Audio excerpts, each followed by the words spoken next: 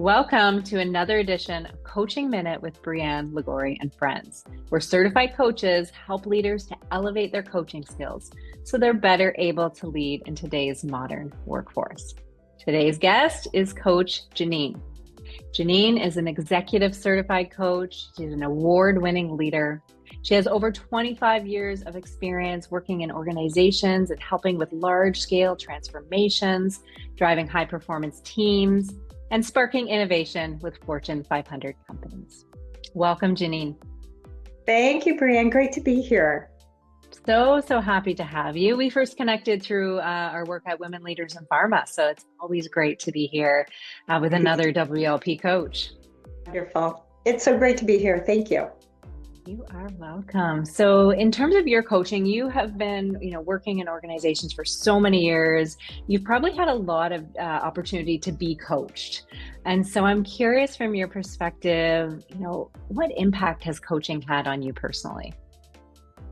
Oh my gosh, that is such a beautiful question because early on in my career, I really embraced the value of coaching and what it could bring to you as an individual, not only for your career, but for yourself. And whenever the opportunity would present to work with a coach or even be part of perhaps a group coaching opportunity or what have you, I would definitely take it. Because really I find some of the best leaders are those who develop themselves, and through coaching you really do a lot of self-reflection, and through that self-reflection comes this inspirational and transformational growth if you let it. And I think that's what's important, is embrace the coaching process. Yeah, I really believe that. We were just talking in our coach certification that we lead about when we do the work on ourselves, we are so much stronger and able to be there side by side with our teams. Yeah, and that work should never stop. I mean, as soon as you stop reflecting and putting effort into your personal growth, I gotta wonder what's going to happen next. Because it's through that growth that, those self-reflective journeys that so many opportunities present. We may not always pay attention to the signs when they appear, but over time you become more attuned. And I think that's the value that coaching really brings for individuals. We're guides, right? We guide our clients. I don't tell them what to do. And, that in of itself is through, reflective questions, etc. It really presents the opportunity for our clients to just transform. Oh, absolutely. It's like those signs become breadcrumbs, right? And that's so, as coaches, we help people to really uncover those. Yeah, indeed. Yeah. So what inspired you to become an executive coach? It's an interesting journey. So, as an HR executive, as a leader with many organizations, over the years, I've had employees come to me, would you mentor me? Would you coach me, etc. And so at one point I thought, I should probably get some skill and some education around this. So I signed up for Rotman School of Management and their executive coaching program. It's ICF certified. And it was actually through this coaching journey that I found out previously I wasn't really coaching. I was just telling people what to do. Yep. I think most leaders tend to do. But the other piece too, and I spoke earlier about just this self-guided journey, I discovered how passionate and wonderful it is to be a coach. It's something, Brianne, I don't know if I can really explain it. It was a spark within me that ignited something I didn't even realize was within. And I mean this with all sincerity, that truly was my tipping point to say, this is what I need to do. This is who I need to be. And that's how it began. Yeah, it really sparks sort of like, our coaching models that we use are like the what we're doing as coaching, but it's like the who we're being as a coach is even so much more important. And I learned that so much through our mentor through the program, Michael Cullen. He's with the university, and it is all about being.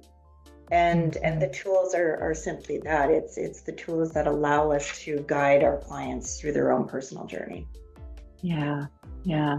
So I'm curious for you, Janine, like in your corporate world, so you're an HR executive, how has coaching really shaped and shifted your leadership? Great question again. I would have to say, since becoming a coach, I am more mindful and present, whether it's with a large group or if it's one-on-one. I certainly see that shift within myself of being more present for the person or people in front of me, so I can, really be in tune with what they're asking, what their quandary is, their challenge, their opportunity. So I would say for sure that's probably been the biggest shift for me from a corporate perspective, and how I'm bringing coaching into the workplace.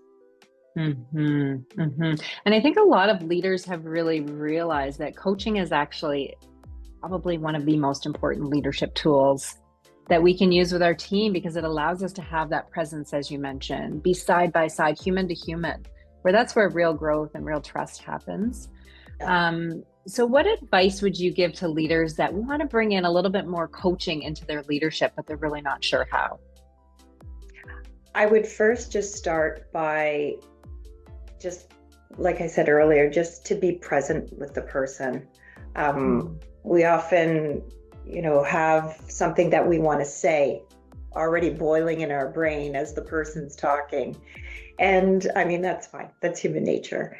Is to kind of stop yourself, be present in the moment with the person, and ask questions versus, as I was sharing before, all this time, maybe I was coaching, but I certainly was giving a lot of advice. And there can be a balance between the two, but first and foremost, stay present and just ask questions.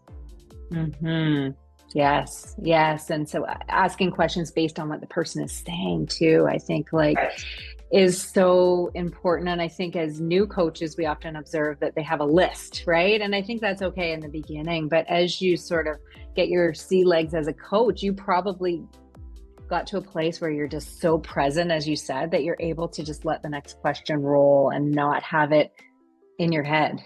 One thing, as I was starting to bring coaching into the corporate space, a tip to try is I started asking the question, tell me more. So they would present, say, an issue or a challenge. Tell me more. Tell me more.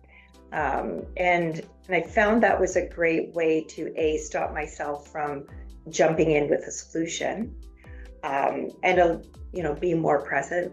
But over time, it would, the layers would come off of the actual issue or concern, and outcomes, something that you can both work on together. Yeah, it buys you time as a coach too. And sometimes you're stuck. You're like, okay, I don't know what to ask. It's like, tell me more about that. Say more. Like it's a powerful way to build out that conversation and help the person dig a little bit deeper. Right. And I mean, I'm still learning too, right? Sometimes you're in a situation and your head's kind of spinning for a minute going, what's the right question here? And, you just have to give yourself grace and, allow it to be, I guess. Yes, 100%. So what is your favorite coaching question of all time?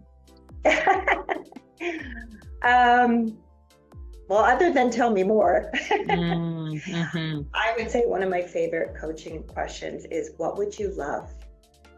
Oh, that's good. What would you love? If we're talking about career, if we're talking about, future state, I ask my clients to put themselves in this future space and tell me, what would you love? Describe it to me.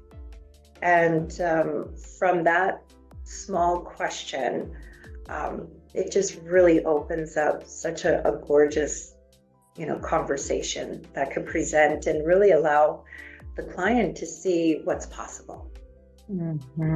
Yeah, it's like getting that future. Where do they want to head, right? What would that be like? What would they love? Yeah. Such a good question. I think that is the perfect place to leave that off. I encourage all the leaders out there to try that question with your teams. Try it with yourself. Do a bit of self-coaching. What do you love? Thank you, Janine. Thanks, Brianne.